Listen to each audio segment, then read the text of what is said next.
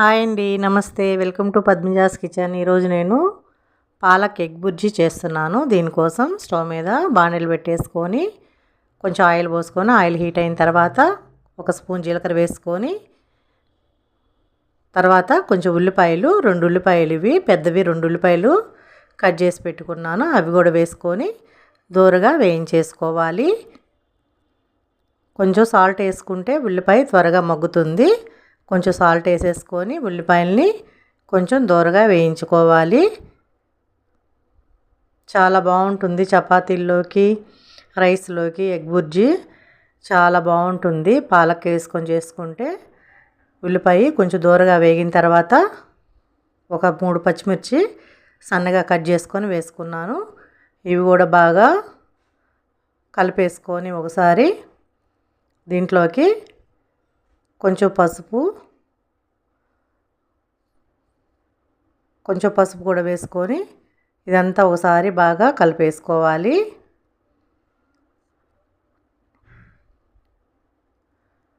కొంచెం ఉల్లిపాయ దూరగా వేగిన తర్వాత పాలకూర, ఇది ఒక కట్ట పాలకూరని బాగా సన్నగా తరిగేసుకొని కడిగేసుకొని ఈ ఉల్లిపాయలో వేసేసుకోవాలి.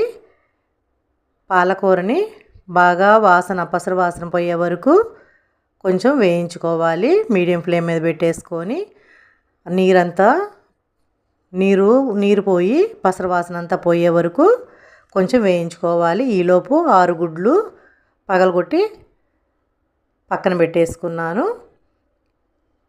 ఇది బాగా పాలకూర, ఉల్లిపాయ బాగా వేగినవి. ఇప్పుడు దీంట్లో కొంచెం సాల్ట్ వేస్తున్నాను. ఇందాక ఒక 1/2 స్పూన్ వేసాను కదా, ఇప్పుడు ఒక 1/2 స్పూన్ వేస్తున్నాను. ఒకసారి వేసుకొని ఇదంతా బాగా ఒకసారి కలిపేసుకొని ఒక స్పూన్ కారం కూడా వేసుకొని ఇదంతా బాగా ఒకసారి బాగా కలిపేసుకోవాలి.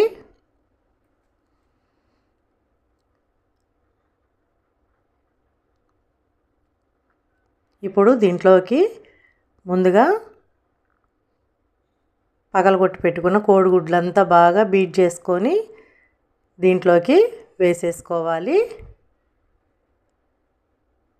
వేసుకొని ఒక 5 నిమిషాలు మీడియం ఫ్లేమ్ మీద పెట్టేసుకొని కదపకుండా అలాగే ఉంచేసుకోవాలి.